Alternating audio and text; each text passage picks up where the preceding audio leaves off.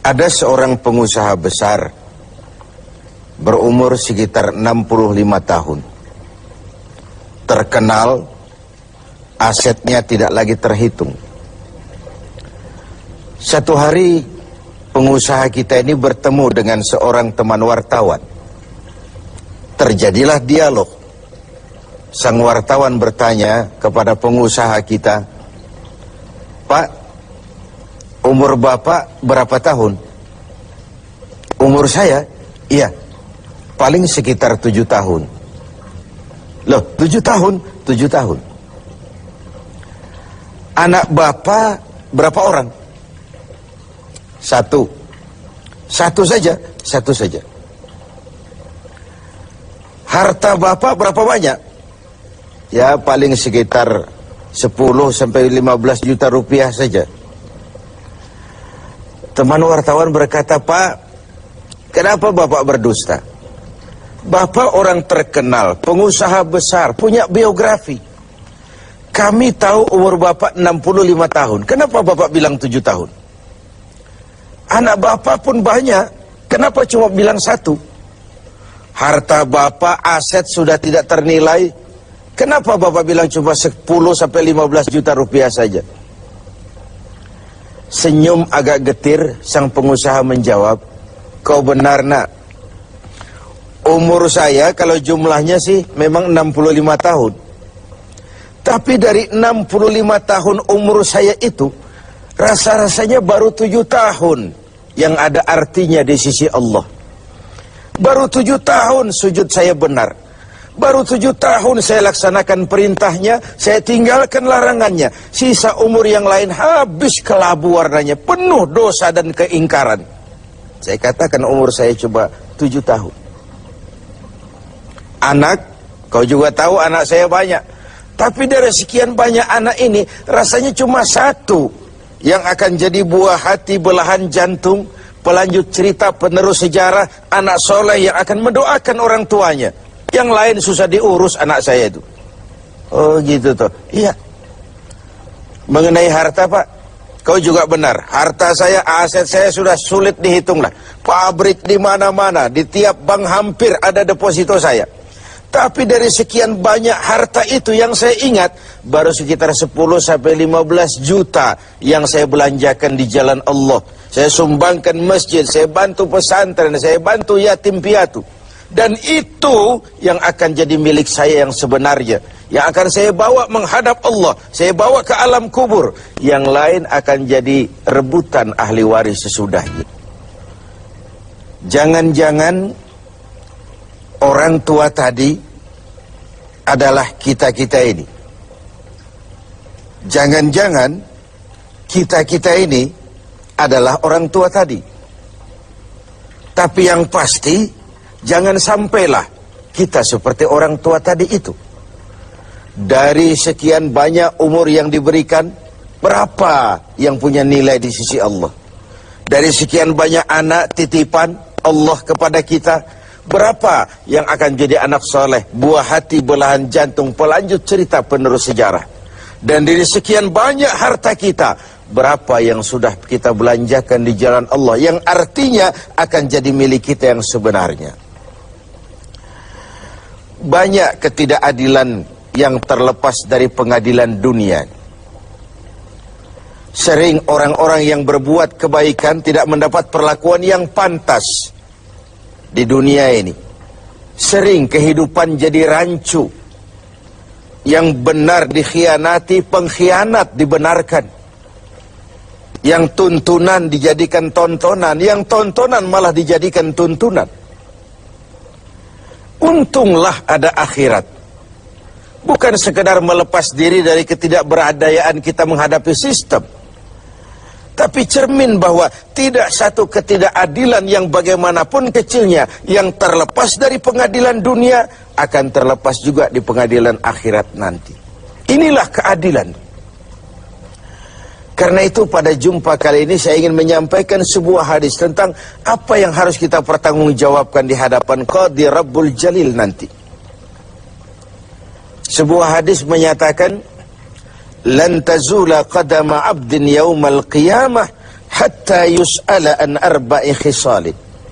Besok di hari kiamat tidak akan bergeser telapak kaki seorang hamba sebelum ia dimintakan tanggung jawab terlebih dahulu tentang 4 persoalan. Apa yang 4 itu? Pertama, an umrihi fima afnahu.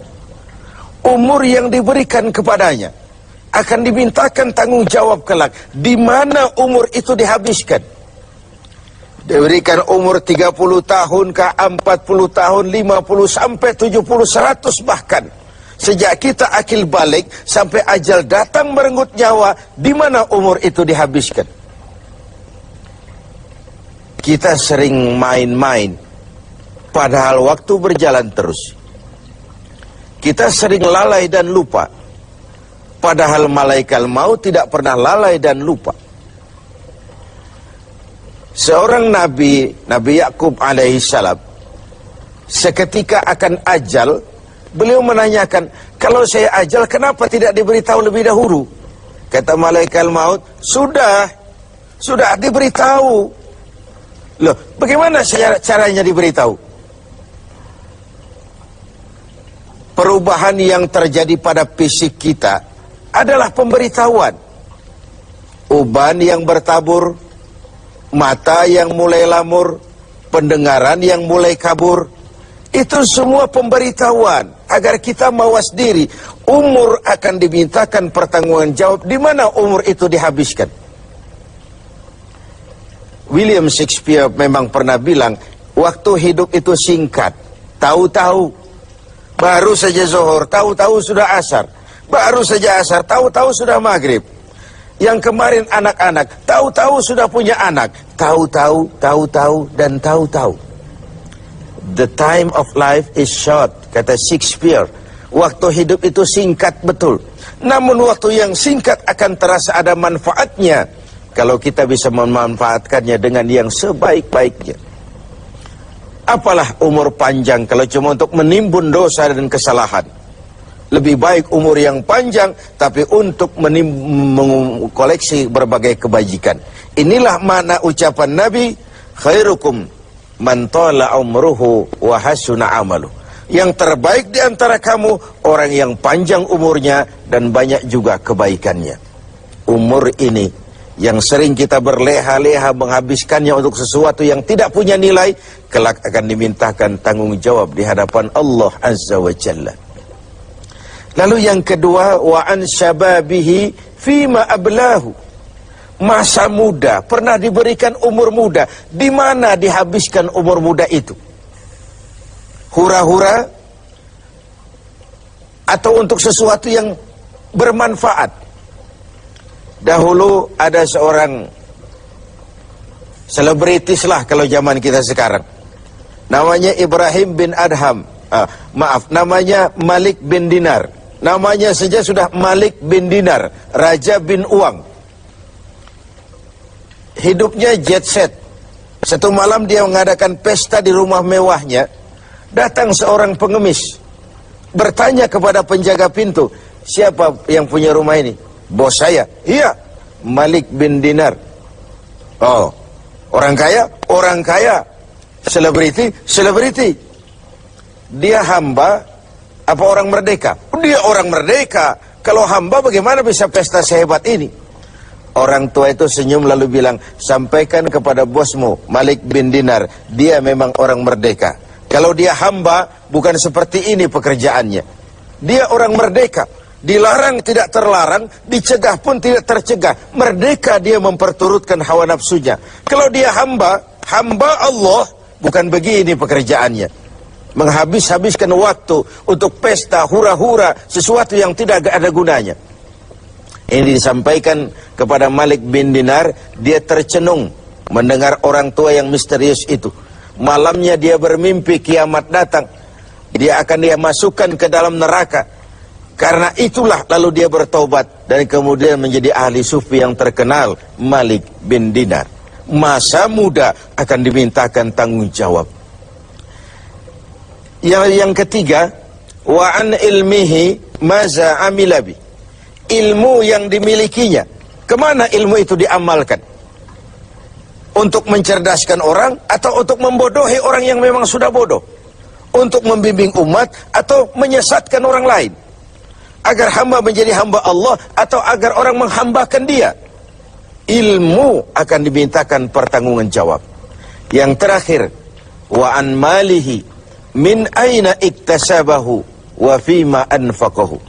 Kita akan dimintakan tanggung jawab tentang harta kita. Dari mana harta itu didapat dan kemana harta itu dibelanjakan. Perhatikan yang terakhir ini. Tentang ilmu, pertanyaan akhirat cuma satu. Ilmumu kau amalkan untuk apa? Tentang umur, pertanyaan akhirat pun satu. Umurmu kau habiskan di mana? Tentang masa muda, pertanyaan akhirat juga satu. Masa mudamu kau gunakan buat apa? Tapi khusus tentang harta, pengadilan akhirat bertanya dua. Hartamu kau dapat dari mana dan kau belanjakan kemana? Dari mananya dan kemananya? Kadang didapat dari cara yang benar, tapi dibelanjakan untuk yang tidak benar. Atau bisa juga didapat dari cara yang tidak benar, dibelanjakan kepada jalan yang benar. Itu pun tidak mungkin kedua-duanya. Pemirsa TV7 yang berbahagia, mudah-mudahan kita tidak bernasib seperti orang tua pengusaha di awal pertemuan kita ini. Semoga kita menjadi orang yang bisa mempertanggungjawabkan baik umur, masa muda, ilmu pengetahuan, dan harta yang dititipkan Allah kepada kita. Tidak satupun yang akan luput dari pengadilan akhirat.